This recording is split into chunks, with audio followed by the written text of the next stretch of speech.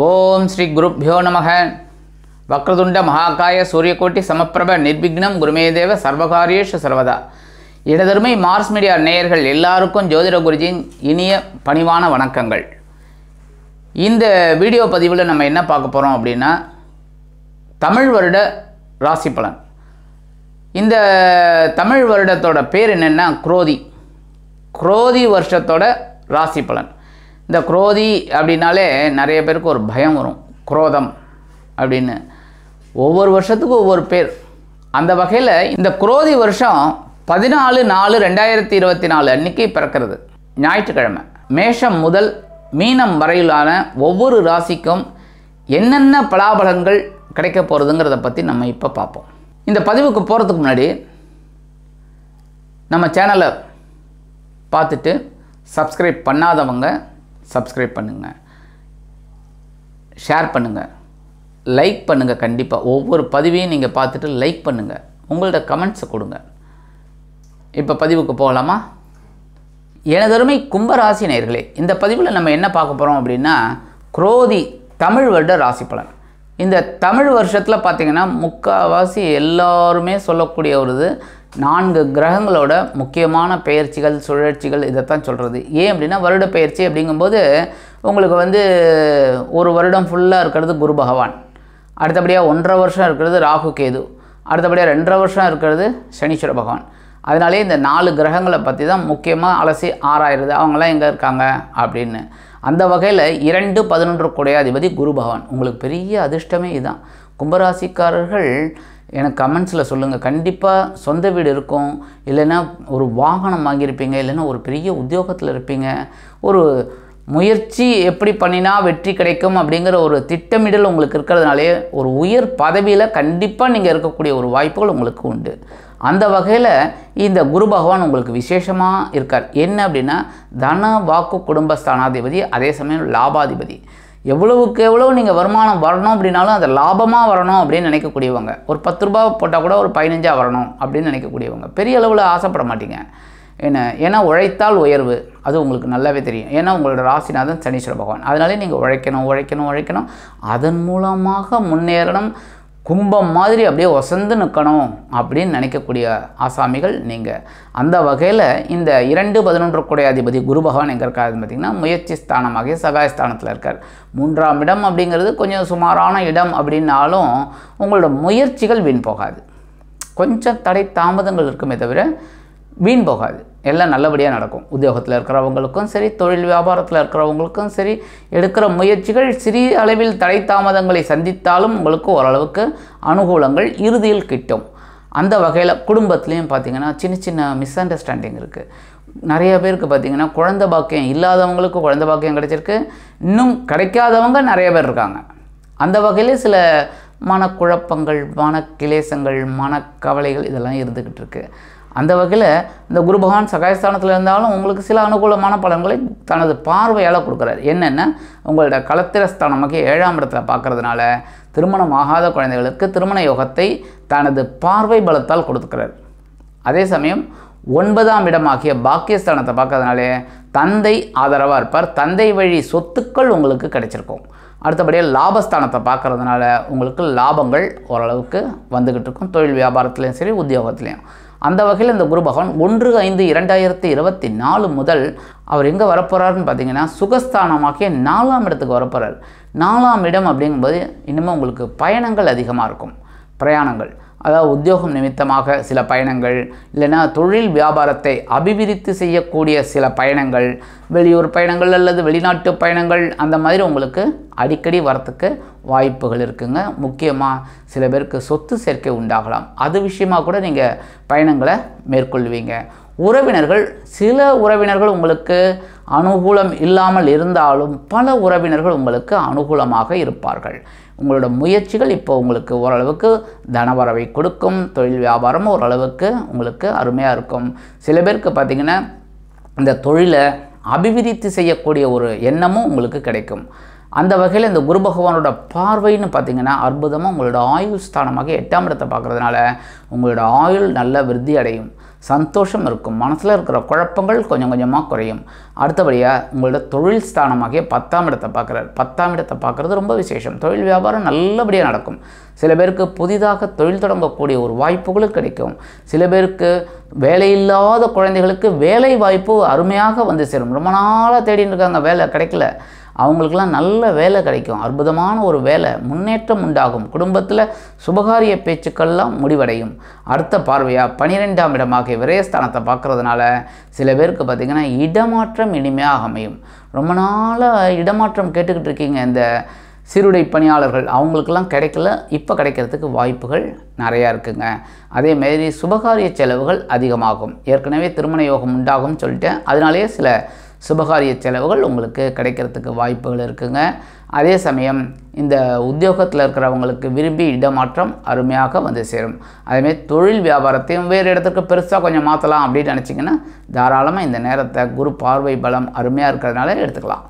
மற்றபடி 15/10/2024 முதல் 11/2/2025 வரைக்கும் இந்த குரு பகவான் வக்ரகதி அடைகிறார். வக்ரகதி அப்படிங்கும்போது இந்த 4ஆம் இடத்துல இருக்கிற குரு வக்ரகதி அடைகிறது பரவாயில்லை, உங்களுக்கு ஓரளவுக்கு அனுகூலமான பலன்கள் கிடைக்குங்க. எடுக்கிற முயற்சிகள்லாம் இப்போ உங்களுக்கு சாதகமாக இருக்கும். உறவுகள் பலமாக அமையும். எடுக்கிற எல்லா பிரயாணங்களுமே உங்களுக்கு சக்ஸஸ்ஃபுல்லாக அமையுங்க. சில பேருக்கு பார்த்திங்கன்னா வீடு, மனை, வாகனம் இதெல்லாம் வாங்கக்கூடிய ஒரு வாய்ப்புகளும் உங்களுக்கு கிடைக்குங்க. அடுத்தபடியாக ராசிநாதன் சனீஸ்வர பகவான். இந்த ராசிநாதன் உங்களுக்கு யாருன்னா விரையாதிபதியும் அவர் தான். அதாவது உங்களை சம்பாதிக்க வச்சு செலவு பண்ண வைக்கக்கூடியவர் இந்த சனீஸ்வர பகவான் தான். இந்த சனீஸ்வர பகவான் எங்கே இருக்காருன்னு பார்த்திங்கன்னா உங்கள் ஜென்மஸ்தானத்திலே இருக்கார். ஜென்மராசிலே இருக்கிறதுனாலே மனசில் கொஞ்சம் குழப்பம் இருந்துக்கிட்டே இருக்குது. எந்த ஒரு வேலையை எடுத்தாலுமே இந்த வேலை நமக்கு நல்லபடியாக முடியுமா முடியாதாங்கிற ஒரு கவலையும் உங்களுக்கு இருக்குது. அதேமாரி உடல் ஆரோக்கியம் பார்த்திங்கன்னா ஒரு நாள் போல் ஒரு நாளைக்கு இல்லை. ஒரு நாளைக்கு நல்லா ஆரோக்கியமாக இருக்கிற மாதிரி நீங்கள் ஃபீல் பண்ணுறீங்க, ஒரு நாளைக்கு ஆரோக்கியம் இல்லாத மாதிரி ஃபீல் பண்ணுறீங்க. ஏன்னா இந்த மனசில் இருக்கிற குழப்பந்தான். வேறு மற்றபடி உடல் ஆரோக்கியம்னு பார்த்திங்கன்னா ஒன்றும் இல்லை, நல்லா தான் இருக்குது, குழப்பங்கள் இல்லை. ஆனால் இந்த மனசில் சில குழப்பங்கள் இருக்கிறதுனால, ஏன்னா ஜென்மஸ்தானத்தில் இருக்கிற சனீஸ்வர பகவான் உங்களை இப்படித்தான் நேர் வழியில் போகணும், இப்படித்தான் பண்ணணும்னு உங்களுக்கு ஒரு சில திட்டமிடல்களை கொடுப்பார். அப்படி இருக்கும்போது உங்களுக்கு குழப்பங்கள் இருக்கிறதுனால அந்த உடல் உபாதைகள் உங்களுக்கு இருக்கிற மாதிரி இருக்குது. கவலைப்பட வேண்டாம். அதாவது மனசை ஒரு தெளிவாக வச்சுக்கிட்டிங்கனாலே ரொம்ப நல்லதுங்க. முக்கியமாக உடல் ஆரோக்கியத்தில் சிறப்பு அக்கறை எடுத்துக்கிறது நல்லது. அதாவது இது முதல் சுத்து அப்படிங்கும்போது கல்வியில் கவனமாக இருக்கணும். அடுத்த 2வது சுத்து அப்படிங்கிறது உடல் ஆரோக்கியத்தில் கொஞ்சம் அக்கறை எடுத்துக்கணும். 3வது சுத்துங்கும்போது உடல் ஆரோக்கியத்தில் சிறப்பு அக்கறை எடுத்துக்கணும். புரியுதா? அதுவும் சுகர் பேஷண்ட் அப்படி இப்படின்னா வாக்கிங் போகணும், உடல் ஆரோக்கியத்தை கவனிச்சுக்கணும். சரியா? அந்த வகையில் இந்த சனீஸ்வர பகவான் 19/6/2024 முதல் 4/11/2024 வரைக்கும் வக்ரகதி அடைகிறார். ஜென்மஸ்தானத்தில் வக்ரகதி அடைகிறது ஓரளவுக்கு உங்களுக்கு பரவாயில்லை. மனசில் இருக்கிற அந்த குழப்பங்கள்லாம் கொஞ்சம் ஓய்வெடுக்கும். ஏன்னா இவர் ஜூன் மாதத்துலேருந்து நவம்பர் வரைக்கும் தானே இருக்கார் வக்ரகதியில். அதனால் அந்த கொஞ்ச நாளைக்கு ஓய்வு எடுக்கும். அப்போ நீங்கள் உஷாராக எல்லா வேலைகளையும் முடுக்கி விட்டு தொழில் வியாபாரத்தில் இருக்கிறவங்க நல்லபடியாக செய்யுங்க. உத்தியோகத்தில் இருக்கிறவங்க கடுமையாக போராடுங்க.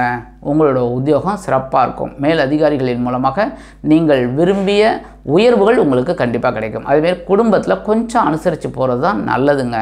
எப்போவுமே குடும்பத்தில் பிரச்சனை வரக்கூடாது அப்படின்னா அனுசரித்து போனாலே ஒரு சந்தோஷம் கண்டிப்பாக குடும்பத்தில் இருக்கும்.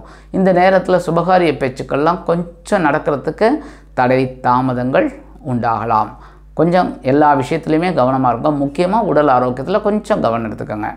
இந்த அடுத்தபடியாக அந்த ராகு கேது இருள் கிரகங்கள்னு சொல்கிறது. ஏன் அப்படின்னா மற்ற கிரகங்கள் பார்த்திங்கன்னா சூரியனோட ஒளியை வாங்கிட்டு நீள்வட்ட பாதையில் சுற்றிக்கிட்டு வருது. இந்த ராகு கேது அப்படி கிடையாது.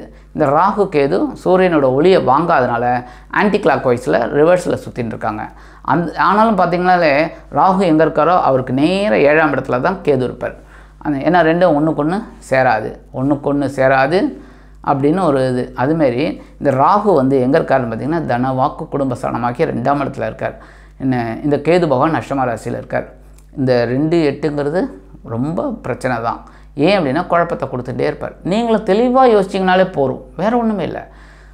எந்த குடும்பத்தில் தான் பிரச்சனைகள் இல்லை சொல்லுங்கள்? எல்லா குடும்பத்துலையும் இருக்குது. ஆனால் எங்கே விட்டு கொடுத்து போகிறாங்க பார்த்திங்களா, அங்கே அந்த குடும்பம் எவ்வளோ பிரச்சனைகளை சந்தித்தாலும் சுபிக்ஷமாக இருக்குது, சந்தோஷமாக இருக்குது. இந்த விட்டு கொடுக்காமல் நான் தான் பெரியவன், நான் தான் இந்த இதுக்கு அப்படின்னு இருக்கும்போது தான் பிரச்சனைகளே வருது. பிரச்சனைகள் வரும்போது அங்கே தான் வந்து நம்மளோட உடல் ஆரோக்கியமும் கெடுது, மன ஆரோக்கியமும் கெடுது. லைட்டாக நீங்கள் கோபமாக பேசுங்க, பிபி எகிரும். கரெக்டாக அந்த நேரத்தில் போய் பாருங்கள், கண்டிப்பாக பிபி கண்ணா பின்னான்னு இருக்கும். உடனே டாக்டர் வந்து நீங்கள் பிபி பேஷண்ட்ருவாங்க. அதனால தான் இந்த முன்கோபத்தை குறைச்சிக்கணும். பேசுகிற வார்த்தையில் கவனமாக இருந்தாலே போதும். குடும்பத்தில் குழப்பங்கள் இருக்கும், ஆனால் அந்த குழப்பங்களெல்லாம் பேச்சுவார்த்தையில் சரி பண்ணிக்கலாம். அதனால் பேசி அதுக்குண்டான ஒரு உயர்வுக்கு நீங்கள் வழி வகுக்கணும். அதே சமயம் வாக்குறுதிகளை யாருக்குமே கொடுக்காதீங்க. ஏன்னா இந்த காலகட்டத்தில் உங்களால் நிறைவேற்றத்துக்கு முடியாமல் கூட போகலாம். அப்போ இந்த ஆள் என்னையா சொன்னான், முடிச்சு கொடுக்குறேன், நான் முடிச்சு கொடுக்கல அப்படிம்பாங்க. அதனால் வாக்குறுதிகளை கொடுக்கறதுக்கு முன்னாடி நல்லா யோசிச்சுக்கோங்க. அதுக்கப்புறம் வாக்குறுதிகளை கொடுங்க, இல்லைன்னா பிரச்சனைகள். சரியா? அதுமாரி குடும்பத்துக்கு தேவையான ஒரு வேலைகளெல்லாம் செய்யணும் அப்படின்னா தாராளமாக செய்யலாம். ஆனால் எல்லாத்துலேயுமே வந்து திட்டமிடல் அவசியம். அதேமாரி அனுபவஸ்தர்களை கேட்டு நீங்கள் முடிவெடுக்கிறது நல்லது. இப்போ ஒரு சொத்து வாங்கணும் அப்படின்னா அதுக்காக 1.5 வருஷம் உட்காந்துட்டு இருக்க முடியுமா? அடுத்து பார்த்திங்கன்னா ராகு வந்து உங்களோட களத்திரஸ்தானத்துக்கு வருவார், கேது வந்து ஜென்மராசிக்கு வருவார். அதுவும் கொஞ்சம் சுமாரான இடம். உடனே வேண்டாம், இந்த 1.5 வருஷம் போட்டோம் அப்படின்னா இப்படியும் நம்ம பண்ண முடியாது. அதனால் அனுபவஸ்தர்களை கேட்டிங்கனாலே போகிறோம். அதேமாரி குடும்பத்தில் பெரியவங்களை ஆலோசனை கேட்டு அதுக்கேற்ற மாதிரி முடிவெடுக்கிறது நல்லது. இந்த இடத்துல என்ன சொல்லுவேன் அப்படின்னா, இந்த ராகு கேது இந்த மாதிரி ஒரு அமைப்பில் இருக்கிறதுனால உடல் ஆரோக்கியத்தில் கண்டிப்பாக நீங்கள் கவனம் எடுத்துக்கணும். சின்ன ஒரு மருத்துவம் அப்படின்னாலும் உடனே அந்த செலவை பார்க்காம நீங்கள் எடுத்துக்கிறது நல்லதுங்க. சில பேருக்கு பார்த்திங்கன்னா முதுகு வலி இந்த மாதிரிலாம் வரத்துக்கு வாய்ப்புகள் இருக்குது. அந்த முதுகு வலிலாம் வரும்போது கரெக்டாக அந்த ட்ரீட்மெண்ட் எடுத்துக்கிட்டிங்க அப்படின்னாலே சின்ன லெவல்லே பண்ணிட்டீங்கன்னா அது ஆட்டோமேட்டிக்காக குறைஞ்சிரும். மற்றபடி பரிகாரமாக என்ன பண்ணணும் அப்படின்னா, இந்த குரோதி ஆண்டு ரொம்ப அற்புதமாக இருக்கணும் அப்படின்னா எவ்வளோ கிரகங்கள், 4 கிரகங்களும் கொஞ்சம் அப்படி இப்படி தான் இருக்காங்க. பார்த்திங்கன்னா குரு வந்து உங்களோட சுகஸ்தானத்துக்கு வந்துடுறார் என்ன இந்த குரோதி ஆண்டில். அடுத்து பார்த்திங்கன்னா ராகு கேது இதுலேயே தான் இருக்கார், என்ன 2, 8. அடுத்தது பார்த்திங்கன்னா சனீஸ்வர பகவான் ஜென்மராசியில் தான் இருக்கார். வக்ரகதியில் தான் உங்களுக்கு ஓரளவுக்கு மூச்சு விடுறதுக்கு ஒரு இடம் கிடைக்கும்.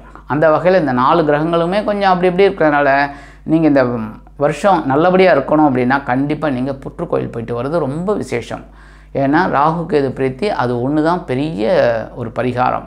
ஏன்னா 2 நாகம் சேர்ந்துருக்கும். நீங்கள் போய் பார்த்துருப்பீங்க, பார்க்கலாம். அந்த நாகத்திற்கு உங்களால் முடிஞ்சால் பாலபிஷேகம் பண்ணுங்கோ, இல்லைன்னா தரிசனம் பண்ணுங்கோ. 2 பூவை போட்டு தரிசனம் பண்ணிட்டு வாங்கோ. அந்த பூ கூட போட முடியல உங்களுக்கு அப்படின்னா ஒரு தரிசனம் பண்ணு, கையெடுத்து கும்பிட்டுட்டு வாங்கோ. அந்த அம்பாளை வழிபாடு பண்ணுங்க. கண்டிப்பாக அம்பாள் பக்கத்தில் இருக்கும். நாகத்தம்மன் இல்லைன்னா கருமாரியம்மன் இந்த மாதிரிலாம் இருக்கும். அதனால் அந்த அம்பாளை வழிபாடு பண்ணிவிட்டு நீங்கள் வழிபாடு பண்ணிவிட்டு வாங்கோ. கண்டிப்பாக உங்கள் மனக்குறைகள் கண்டிப்பாக தீரும். இந்த குரோதி ஆண்டு உங்களுக்கு அற்புதமாக இருக்கும். அடுத்தபடியாக பழனி, தென்பழனி.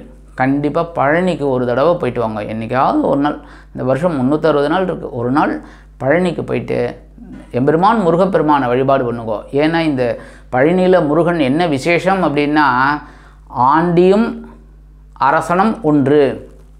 நீ ஆண்டியாக இருந்தாலும் சரி, அரசனாக இருந்தாலும் சரி, நீ மனிதன், இதுதான் வாழ்க்கை, எதுவுமே நிரந்தரம் கிடையாது அப்படின்னு உணர்த்தக்கூடிய ஒரு இடம் அந்த பழனி.